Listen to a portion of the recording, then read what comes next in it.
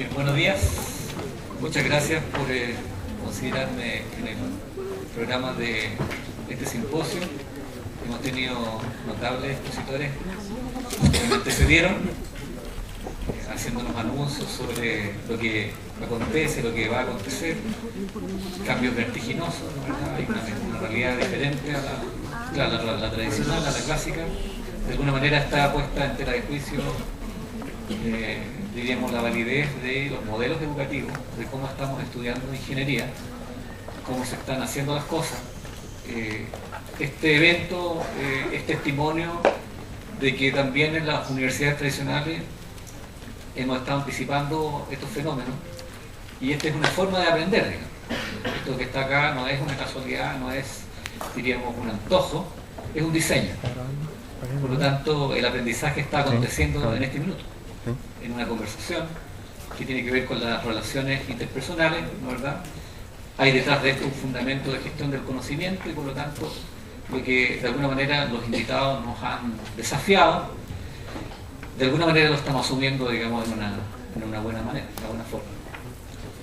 Bueno, todos ellos dijeron tantas cosas, digamos, que hay que hacer esto, lo de allá, lo de acá, ustedes tienen que preocuparse de un u otro asunto. Y lo que no nombraron, que es lo que afortunadamente tengo que yo expresarles en un breve tiempo, es que todo lo que tengamos que hacer en tanto desafíos de gestión, desafíos de emprendedores, desafíos de personas, etc., es con, para y a través de la gente. ¿De qué se trata? Se trata de la actividad humana. Quehaceres conjuntos. Vamos a ver acá, en un par de ejemplos, qué es esto de los quehaceres conjuntos y qué sutilezas importantes a tener en cuenta desde el punto de vista de la ingeniería es importante destacar.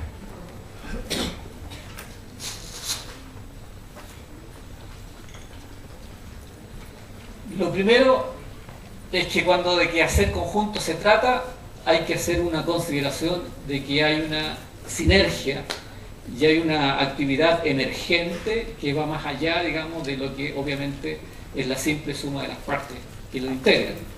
Entonces uno puede mirar allí, vamos a ver dos aspectos, digamos. Una primera situación donde lo que ustedes ven ahí es un automóvil, ¿no es verdad? Y veamos cómo se configura ese automóvil.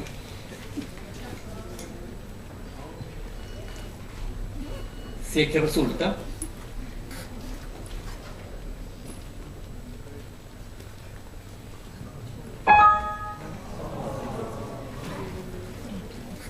Sorry. Simplemente reconocer, ¿no es verdad?, de que la actividad es una resultante. Hay entre medio coordinaciones, interacciones, correspondencias, complementos.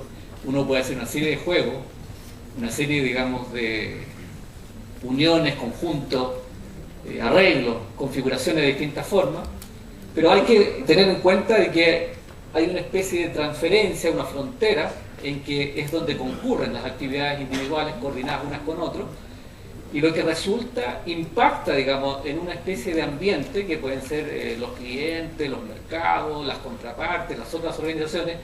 Pero lo que allí acontece más bien es una actividad que no podemos reducirla a ninguna de las partes. La música es muy representativa de lo que estoy diciendo. La palabra sinfonía tiene que ver con un consonante común, digamos, es un sonido conjunto. Cuando uno escucha una sinfonía, y cuando la sinfonía realmente nos impacta y uno aplaude, digamos, a la orquesta que la produce, es justamente porque en el momento de sentir la música se nos olvidan los músicos, digamos, ¿ah? Es una cosa que está ocurriendo en una vibración, diríamos, neuronal, emocional, fisiológica, cultural, de manera que uno siente que hay algo más que 2, 3, 4 violines, un armónico, un piano, etcétera, como que más adelante lo podemos visualizar cuando esto ocurra con nosotros.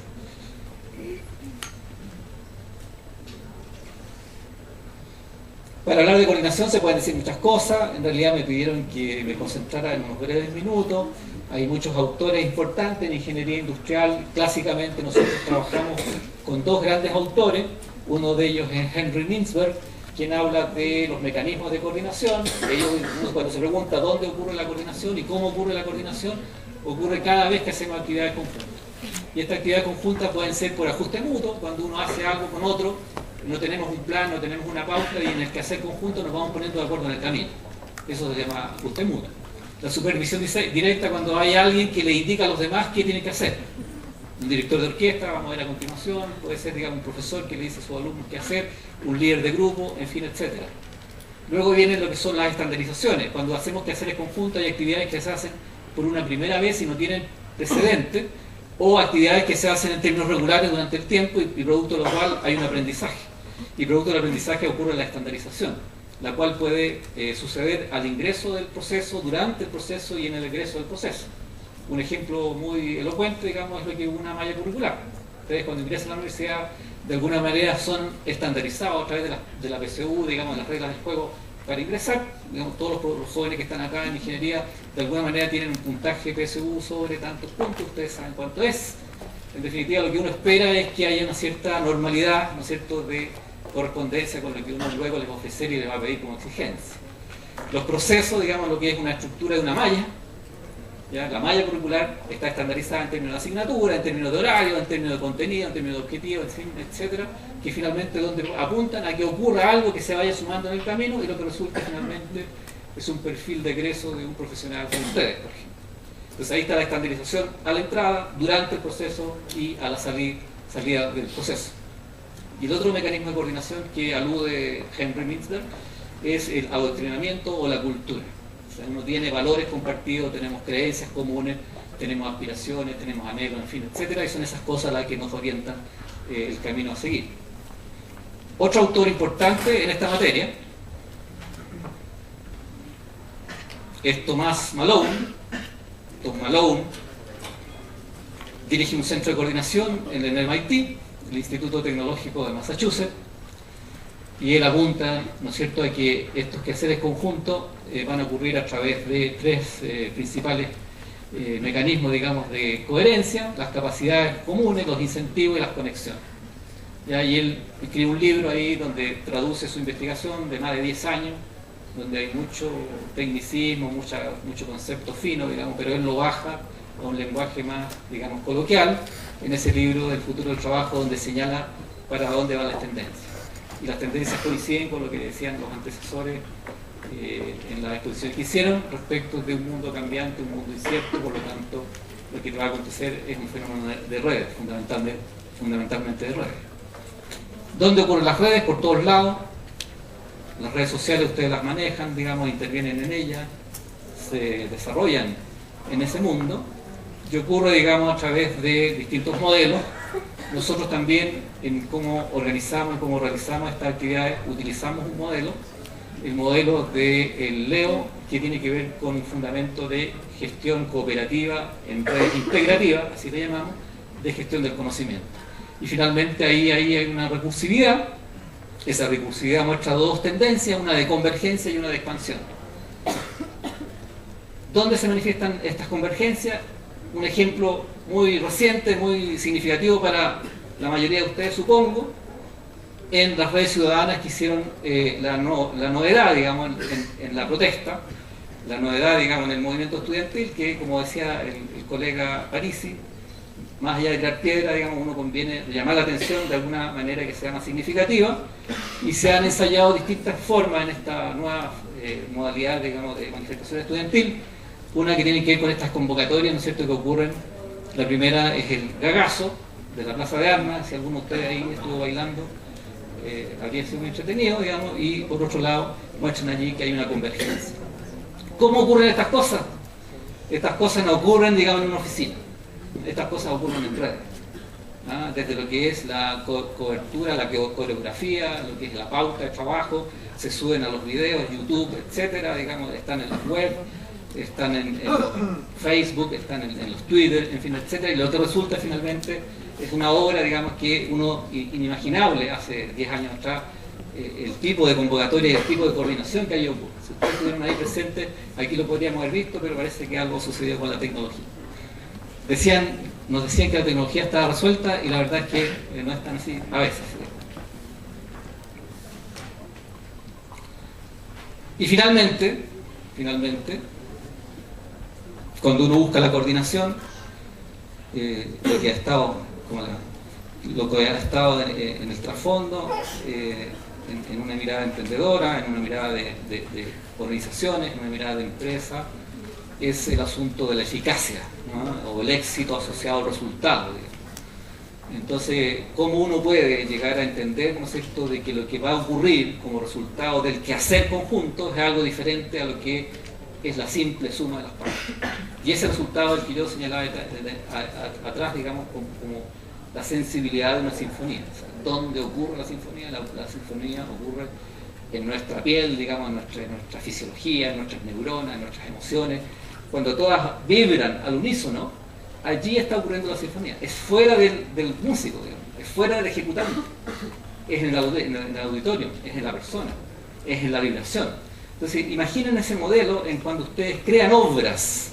Estas obras pueden ser obras empresariales también, ¿no? O sea, la empresa se constituye ¿para qué? No es solo para ganar dinero.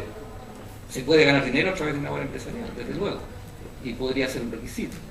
Eso es un tema político, ¿no? Pero lo que tiene que ocurrir es algo que va a vibrar, va a impactar al medio ambiente donde esta obra tiene sentido, tiene lugar.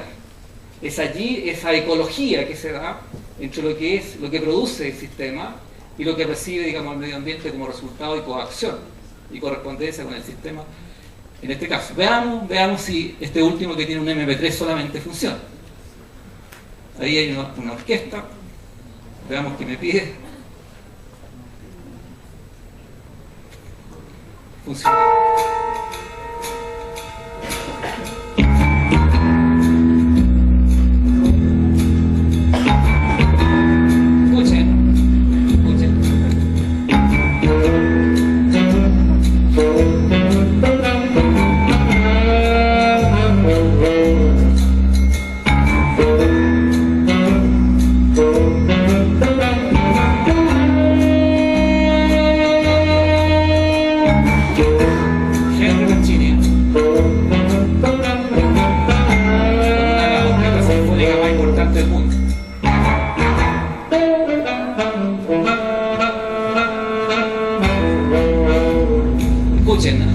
Démonos el minuto que me queda.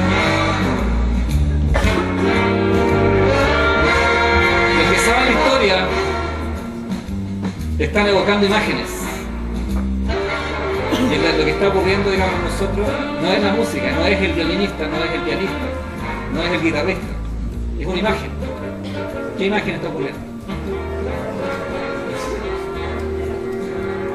La Pantera Rosa.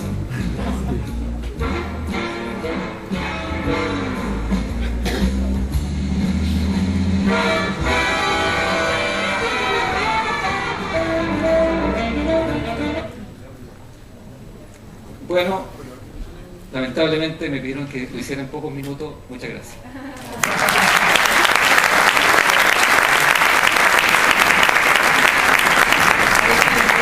¿Conocimiento? ¿La profesora era ella?